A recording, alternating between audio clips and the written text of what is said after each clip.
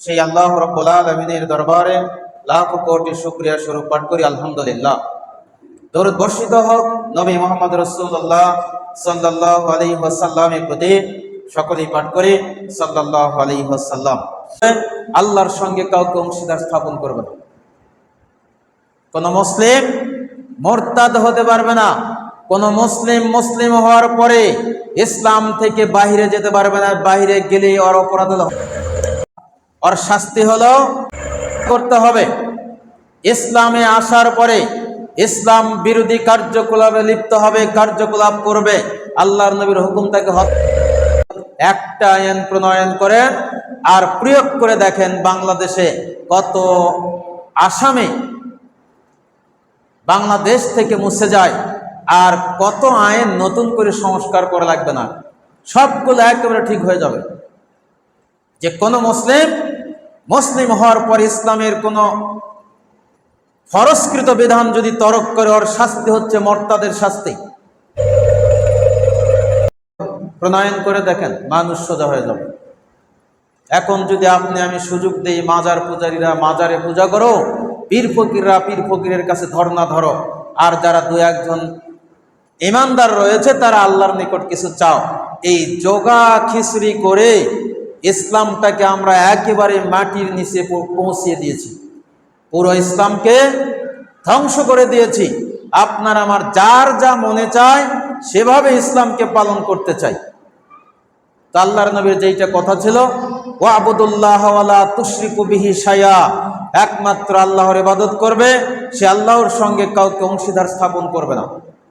আরো সংস্কারে আসেন, আল্লাহ রাব্বুল আলামিন বলেন, আউযু বিল্লাহি মিনাশ শাইতানির রাজীম, ইয়া আইয়ুহাল্লাযীনা আমানু ইন্নামাল খামরু ওয়াল মাইসির ওয়াল আনসাবু ওয়াল আজলাম রিজসুম মিন আমালিশ শাইতান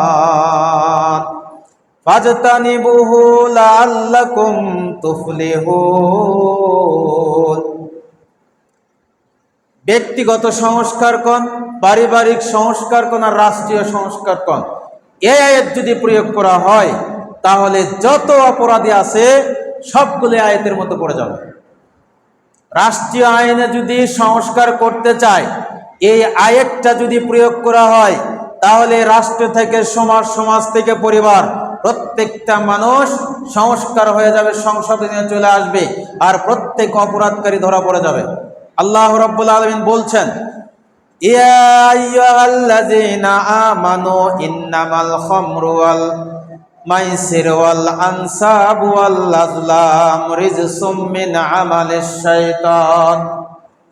সমাজ থেকে যদি শয়তানি কাজ উঠে দেওয়া হয়, সমাজ থেকে যদি শয়তানি কার্যকলাপ উঠে দেওয়া হয় তাহলে ওই সমাজে কোনো অপরাধ থাকবে না। আল্লাহ এটা বলে দিয়েছেন। আপনার আমার সমাজ কিভাবে সংশোধন করব? আল্লাহ বলছেন, ইয়া আইয়ুহাল্লাযীনা আমানু, হে ঈমানদারগণ শুনে রাখো, ইন্নামাল খামরু ওয়াল মাইসির ওয়াল আনসাব, নিশ্চয় মদ, জুয়া, মূর্তি এবং মূর্তিকে সামনে রেখে তীর নিক্ষেপ করে ভাগ্য নির্ধারণ করা, রিজসুম মিন আমালিশ শয়তান, এই চারটি কাজ হচ্ছে শয়তানি কাজ। এই চারটি কাজ হচ্ছে শয়তানি কাজ। এক নম্বরে ইন্নামাল খামর, মদ, নেশাদার দ্রব্য যত আছে এটা হলো শয়তানি প্রাণীয়। শয়তান যেগুলো পান করে, মানুষ যেগুলো পান করে, বলছে এটা শয়তানের প্রাপ্য। শয়তান এগুলো পান করে। যদি কোনো মানুষ পান করে বুঝতে হবে ও শয়তান। এ পানীয় দ্রব্য হচ্ছে শয়তানি দ্রব্য। ইন্নামাল খামর, যত প্রকার নেশাদার দ্রব্য রয়েছে, মদের যত প্রকার রয়েছে, আল্লাহ বলছে এইটা হলো শয়তানি খাবার, এইটাকে উঠিয়ে দাও।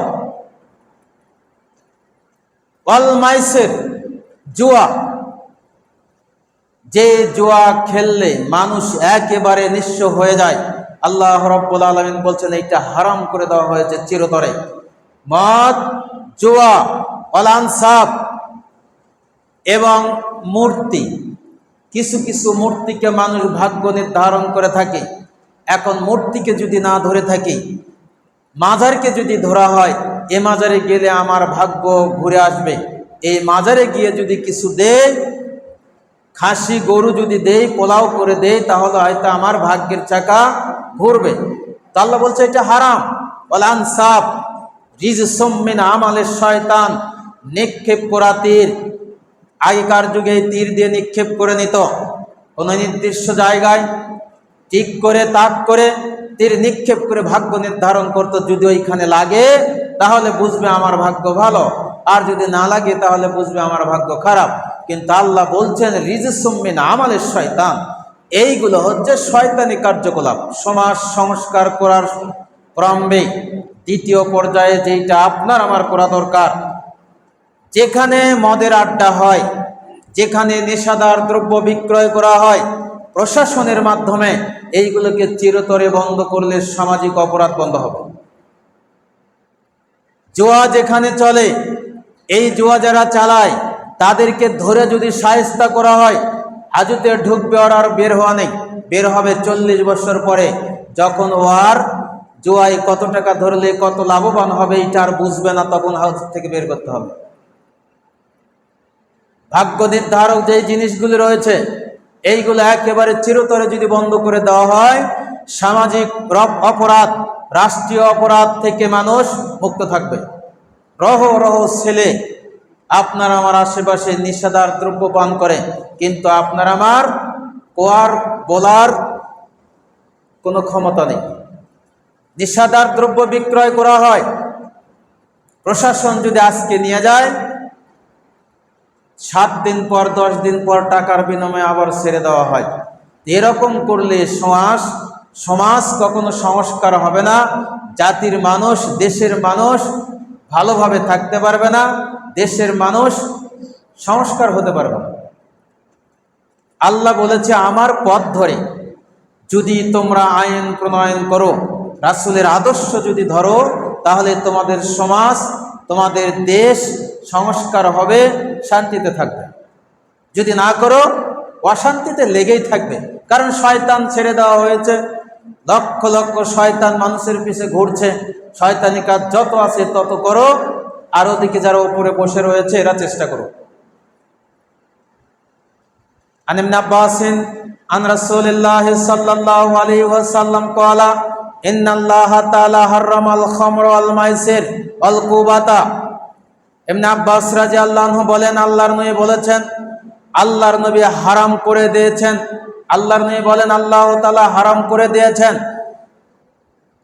আল হারামাল খামরা ওয়াল মাইসির, মদ জাতীয় যত দ্রব্য রয়েছে এগুলোকে হারাম করে দিয়েছে। আল্লাহর নবী বলেছেন হাদিসে কুদসির মাধ্যমে, ওয়াল মাইসির, জুয়া যা রয়েছে, জুয়া খেলা, জুয়া খেলে যারা বিত্তশালী পরিবার, ক্যাসিনো খেলা হয়, বিভিন্ন শহর বন্দরে খেলা হয়, গ্রাম অঞ্চলে ছোটোখাটো মেলা বসে, সেখানে কিছু টাকা ধরে, ওখানে টাকা হেরে এসে বাড়িতে চুপ করে বসে থাকে। আর শহর বন্দরে যে খেলাগুলো হয়, লক্ষ লক্ষ কোটি কোটি টাকা এখানে হার জিত হয়। আল্লাহর নবী বলছেন, আল্লাহর নবী ইবনে আব্বাস থেকে বলেন, আল্লাহর নবী বলছেন আল্লাহ রাব্বুল আলামিন হারাম করে দিয়েছেন মদ, জুয়া, অল কুবাতা, বাদ্যযন্ত্র, যত বাদ্যযন্ত্র রয়েছে আল্লাহর নবী হারাম করে দিলেন। 3টি অপরাধ। একটা হচ্ছে যত প্রকারের মদ রয়েছে রাষ্ট্রীয়ভাবে নিষেধ, উৎপাদন করা যাবে না, যদি করে ওকে 30 বৎসর হাজত খাটতে হবে। যদি কোনো ব্যক্তি পান করে 15 বৎসর হাজত, কোনো বিচার নেই, যেদিন থেকে ধরবে ওদিন থেকে 15 বৎসর হাজতে বাস করতে হবে। এরকম আইন যদি প্রণয়ন করা হয় তাহলে দেখবেন সমাজের মাঝে কোনো ব্যক্তি মদের আশেপাশে যাবে না, নিষেধার দ্রব্যর আশেপাশে যাবে না। জুয়া যারা খেলে একেবারে চিরতরে বন্ধ করতে হবে। রেয়াদের দিশা হবে 40 বৎসর হাজত বাস। হাদিস বলছে যদি কেউ মদ পান করে তাহলে তাকে 40টা জুতা মারতে হবে, 40 বার জুতা দিয়ে পিটাতে হবে। তা এখন সেইখান থেকে যদি ধরে কেউ যদি জুয়া খেলে, ক্যাসিনো খেলে, তাহলে তাকে 40 বছর হাজতবাস, ওকে 40 বছর হাজতে থাকতে হবে। অলকুবাতা, যদি কেউ বাদ্যযন্ত্র বানায়, বাদ্যযন্ত্র বাজায়, তাহলে ওকে 20 বছর হাজত কাটতে হবে। এরকম আইন প্রণয়ন যদি করা হয়, তাহলে আপনারা আমার এই গ্রামে কোথাও কেউ বাদ্যযন্ত্র আনবে না। মাইক বাজান তো পরের কথা, ড্যাক সেট বাজান তো পরের কথা, ও একাই শুনবে, একাই বাজাবে, না হলে মুখস্থ করে সে একা একা বলতে হবে। কিন্তু সে আইন প্রণয়ন হবে না, সব মানুষের কাল্পনিক আইন হবে। ওইখানে ওগুলো উৎপাদিত হবে, সমাজের মাঝে বিক্রয় করবে, সমাজের মাঝে এই নিষেধার দ্রব্য খেয়ে অপরাধীকেও অপরাধ বানাবে, নিরপরাধ মানুষকেও অপরাধী বানিয়ে শাস্তি শায়েস্তা দেবে। এইটা হবে। এইভাবেই চলছে দেশের আইন প্রণয়ন। তা আল্লাহ বলছে এগুলো হারাম করেছি, আল্লাহর নবী বলছে আল্লাহ এটা হারাম করেছে, তোমরা মানুষ কেমনে এটা জায়েজ করো আর কেমনে তোমরা এটা সমাজের মধ্যে চালাও। সমাজের মানুষকে এটা চোখে দেখে না।